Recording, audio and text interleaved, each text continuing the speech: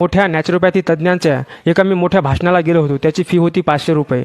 पूर्ण ज्या भाषणाचं जे सार आहे ते सार मी तुम्हाला फक्त 1 मिनिटामध्ये सांगत आहे. त्यामुळे हा व्हिडिओ पूर्ण बघा आणि या चॅनलला लाईक, फॉलो, सबस्क्राईब अवश्य करा. तर बंधूंनो, त्यांचं म्हणणं होतं की जगातला, शरीरातला कोणताही आजार असू द्या, तुमच्या सर्दी, पडशा, तापीपासून तर कॅन्सरपर्यंत, त्यामध्ये BP, शुगर, हार्ट प्रॉब्लेम, कोणतं डोक्याचे, झोपेचे, केसाचे, पायाचे, हाताचे कोणतेही जरी आजार जरी असले तर त्या आजारांचं एकच कारण आहे, ते म्हणजे जी आपली जी नॅचरल जी रचना भगवंताने बनवलेली आहे की सकाळी तुम्ही अन्न घेतल्यानंतर ते 4-5 तासानंतर त्याची घाण बनून ते आपोआप बाहेर पडणार आहे.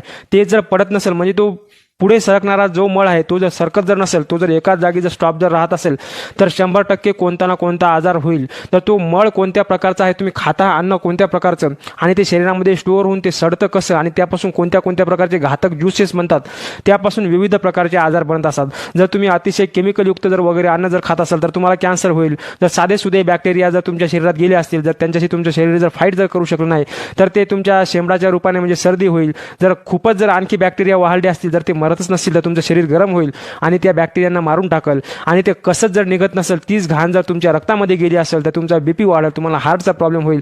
किंवा त्या जर ज्युसेसने, त्या खराब घटकाने जर तुमचं जर पॅनक्रियास जर डॅमेज केला असेल तर तुम्हाला शुगर होईल. अशा विविध प्रकारच्या आजाराचं जे कारण आहे त्यांनी ते सांगितलं, शरीरामध्ये साचलेला मळ, त्याला टॉक्झिन्स असे म्हणतात. त्याला शुद्ध भाषेमध्ये विजातीय तत्व, विजातीय द्रव असं नॅचरोपॅथीच्या भाषेमध्ये सांगतात.